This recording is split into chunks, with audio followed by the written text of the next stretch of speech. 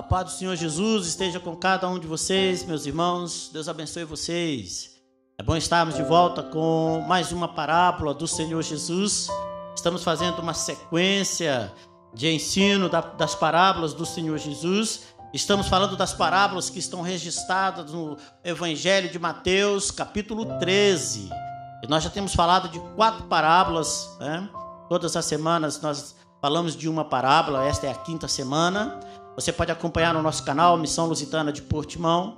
Se inscreva lá no canal, ative o sininho para você receber as notificações. Partilhe também, tá? Cada ensino, cada parábola. Tá? Nós já falamos a primeira parábola, a parábola do semeador e da semente. A segunda parábola, que foi a parábola do trigo e do joio. A terceira parábola, que foi a parábola do grão de mostarda. Agora vamos falar, já falamos também da 4ª parábola, né, que é a parábola do fermento e da farinha. E agora vamos falar agora sim, a 5ª parábola, que é a parábola do tesouro escondido. Está no Evangelho de Mateus, capítulo 13, versículo 44. Eu vou ler, diz assim: também o reino dos céus é semelhante a um tesouro escondido no campo, que um homem achou e escondeu. E pelo gozo dele, vai, vende tudo quanto tem e compra aquele campo. Amém. Os personagens desta parábola. Primeiramente, nós temos aqui o tesouro, que é a igreja do Senhor Jesus. São seus fiéis seguidores. Aleluia. Também temos o campo, que é o mundo, e o homem, que representa o próprio Senhor Jesus. Na primeira parábola, a parábola do semeador, nós falamos que Cristo deixou sua casa e foi para o mar, que representa as nações. Agora, nessa parábola, Jesus volta para casa, né, para falar somente aos seus seguidores. Os apóstolos estão agora bem juntinhos de Jesus, aos pés de Jesus, para receber a explicação das parábolas e receber muito mais que o Senhor Jesus tinha para revelar. Estamos agora num ambiente de proximidade. É o mestre instruindo os seus seguidores. Os apóstolos foram aqueles que deixaram tudo para seguir o mestre e estavam sempre com ele, para onde o mestre fosse. A maior parte da grande multidão e também os fariseus rejeitaram o ensino do mestre. Por isso Jesus está voltado agora para os seus verdadeiros seguidores. Nesta parábola, Jesus revela algo maravilhoso para aqueles que não o abandonaram, aqueles que têm fome das palavras do mestre. Estes são a verdadeira igreja de Jesus. Os segredos mais profundos do mestre são revelados aos seus seguidores. Os segredos mais profundos do mestre são revelados àqueles que pela fé deixaram tudo para seguir Jesus. Vamos entender essa parábola. O campo é o mundo e o homem é Jesus. O homem não comprou somente o tesouro. Veja bem, ele comprou o mundo. O homem comprou o mundo. Isso significa que Jesus, ele comprou o mundo para si mesmo. O mundo todo pertence a Jesus. Na parábola do trigo e do joio, o homem que representa Jesus é também o dono do campo. Isso significa que todas as almas são dele. Todas as almas são de Jesus, porque Jesus comprou para si todas as pessoas. No Evangelho de João, capítulo 3, versículo 16, diz que Jesus morreu para que todos fossem salvos. Jesus deu a todos a oportunidade de serem salvos. Tá? O problema, a questão, está no que o homem fez, no que a humanidade fez. Os homens rejeitaram a Cristo. E no Evangelho de João, capítulo 3, versículo 19, está escrito: e a condenação é esta, que a luz veio ao mundo. Está falando de Jesus. Ele é a luz do mundo. A luz veio ao mundo e os homens amaram mais as trevas do que a luz, porque as suas obras eram más. A luz que veio ao mundo é Jesus, mas os homens amaram mais as trevas. Os homens amaram o pecado, rejeitaram a luz, escolheram as trevas, escolheram viver no pecado e rejeitaram a salvação. A salvação é para todos, mas muitos rejeitaram a salvação. Escolheram continuar no pecado. E o salário do pecado, diz a Bíblia, que é a morte.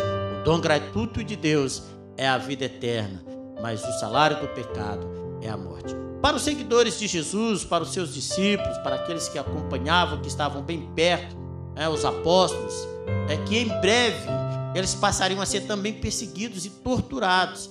Muitos apóstolos foram mortos e torturados por causa do Evangelho de Cristo, por causa do Evangelho do Reino de Cristo. Então era importante para eles também perceber esta parábola. Por isso que no versículo 51, após narrar as parábolas, Jesus pergunta para os seus discípulos: vocês entenderam todas estas coisas? Jesus desejava que eles entendessem isso. Os seguidores de Jesus precisavam compreender na totalidade a natureza do reino dos céus. O que é mais lindo, em tudo isso, é que o reino de Cristo, representado pela igreja aqui na terra, o reino de Cristo, a igreja do Senhor, ela é o seu grande tesouro. É isso que fala esta parábola. O reino de Cristo representado pela igreja. Esta parábola fala do grande amor de Cristo por sua igreja. O próprio Paulo, na sua carta aos Efésios, quando ele fala para o esposo amar a esposa, ele diz assim, que o esposo ame a sua esposa como Cristo amou a sua igreja e se entregou por ela e deu a sua vida por ela. Aleluia! Como Jesus nos ama, como Jesus ama a igreja, amor tão grande a ponto de entregar a sua própria vida por ela, pela igreja. Louvado seja o nome do Senhor. Ele nos ama. E é bom para os apóstolos ouvirem isso e entenderem isso. Eles precisavam entender, porque eles sofreriam por amor a Cristo. Eles morreriam por amor a Cristo. Eles precisavam compreender que Cristo os amava de tal forma, que Cristo os amava de forma sobrenatural, a ponto de dar a sua própria vida. É importante que você saiba isso. No mundo que persegue a igreja, o mundo que persegue os salvos, o mundo que rejeita a igreja, que rejeita os salvos em Cristo, você como salvo em Cristo, você como parte da igreja, você precisa compreender que Cristo te ama com um amor incomparável. Houve uma altura em que o Senhor Jesus Cristo ensinou para os seus discípulos: onde estiver o seu tesouro, aí estará o seu coração. Aleluia. Sabe o que isso significa? O tesouro tão amado pelo Senhor Jesus é a igreja. Isso significa que o coração do Senhor está na igreja. Ele ama a igreja. Ele ama com amor ardente a sua igreja. A igreja pura, a igreja imaculada, que Ele vai voltar para buscar. Uau! Jesus nos ama. Louvado seja o nome do Senhor. O mundo que rejeitou a Cristo também rejeita a sua igreja, porque ela é amada por Cristo. Assim como perseguiram a Cristo, também persegue a igreja que Cristo tanto ama. A igreja é o tesouro escondido no mundo. O mundo não a vê e não a reconhece, mas a igreja não está escondida para Cristo. A igreja não está escondida dos olhos de Cristo. Cristo tem os olhos sobre a sua igreja, sobre a sua amada, sobre a sua noiva. Aleluia! O amor de Cristo pela igreja é demonstrado no alto preço que Ele pagou para resgatar para Ele mesmo.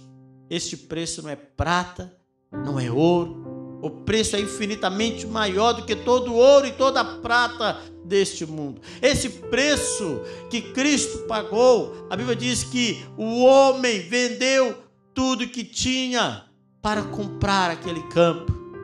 Este preço está descrito em Filipenses capítulo 2, no versículo 5 a 8, que diz assim: de sorte que haja em vós o mesmo sentimento que houve também em Cristo Jesus, que sendo em forma de Deus, não teve por usurpação ser igual a Deus, mas esvaziou-se a si mesmo, tomando a forma de servo, fazendo-se semelhante aos homens, e achado na forma de homem, humilhou-se a si mesmo, sendo obediente até a morte, e morte de cruz.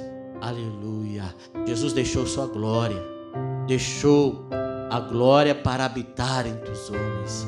Ele, sendo Deus, se fez carne. Este é o preço que Ele pagou. Esta é a demonstração de amor. Ele se humilhou, a maior humilhação de sempre, que foi a morte de cruz, a morte destinada aos piores malfeitores, a morte mais humilhante de sempre. Ele se humilhou até a morte de cruz, por amor a nós, por amor ao homem, por amor a mim, por amor a você. Ele nos ama, ele pagou um alto preço. O preço foi a sua própria morte, humilhação e morte na cruz do Calvário. Ele era Deus amando o mundo e sendo maltratado pelos homens. Era Deus a se entregar aos homens, mas sendo rejeitado pelos homens. Era Deus morrendo pelos homens, mas sendo cuspido, surrado pelos homens. Mas a sua morte não foi em vão. Jesus comprou para si um grande tesouro. Aleluia. Este tesouro é a sua igreja, sou eu, é você. São todos os que deixaram tudo para segui-lo. São os verdadeiros seguidores, são os verdadeiros discípulos, aqueles que amam o Mestre e seguem o Mestre e obedecem o Mestre. Aleluia. Em 1 Pedro capítulo 1, versículo 18 e 19, Pedro diz assim: sabendo que não foi com coisas corruptíveis, como prata e ouro, que fostes resgatados da vossa vã maneira de viver, por tradição recebeste dos vossos pais, mas com o precioso sangue de Cristo, como de um cordeiro, imaculado e incontaminado. Ele é puro, não conheceu o pecado, mas morreu a morte por mim e por você, pecadores. Somos pecadores, mas Ele morreu por nós. Ele nos amou mesmo assim, conhecendo o nosso pecado, conhecendo a podridão da natureza humana, a corrupção da natureza humana. Mesmo assim, Ele não desistiu de nós, Ele não desistiu de mim, Ele não desistiu de você. Ele nos amou com amor incomparável.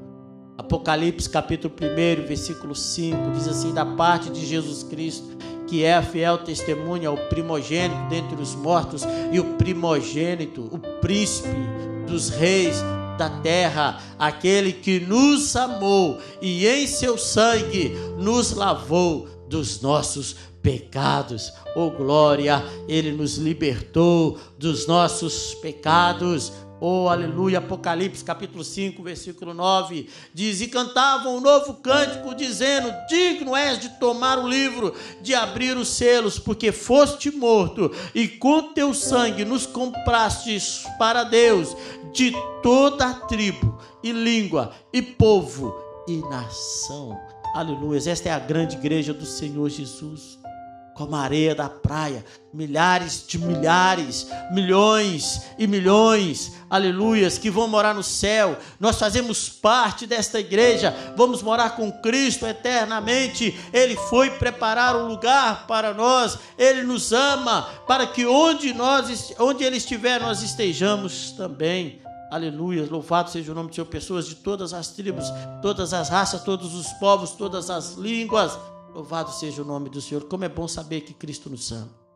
No mundo onde falta amor, o próprio Senhor Jesus Cristo diz que o amor de muitos se esfriaria. O amor do homem está se esfriando. O amor de um pai, de uma mãe, de um filho, o amor do amigo, muitas das vezes está se esfriando, está se acabando. E muitos dizem não encontrar amor. Muitos não se sentem amados neste mundo. Eu quero dizer para você, alguém que te ama tanto e que não esquece de você. Você é precioso para Jesus. Você é precioso para Ele. Você é preciosa para Ele. Você não é rejeitada por Ele. Ele não te rejeita. Apesar dos seus pecados, basta você se arrepender dos seus pecados e Ele te purifica dos seus pecados. Ele cuida de você. Ele te ama. Ele te abraça. Ele te limpa. Ele te perdoa. Ele te salva. Ele te transforma. Aleluia. Esta é a igreja do Senhor. Eu quero parar por aqui esta parábola tão linda, tão maravilhosa, tá? Mas quero dizer para você que Cristo está voltando para buscar a sua igreja. Ele não esqueceu o seu grande tesouro, seu tesouro inestimável.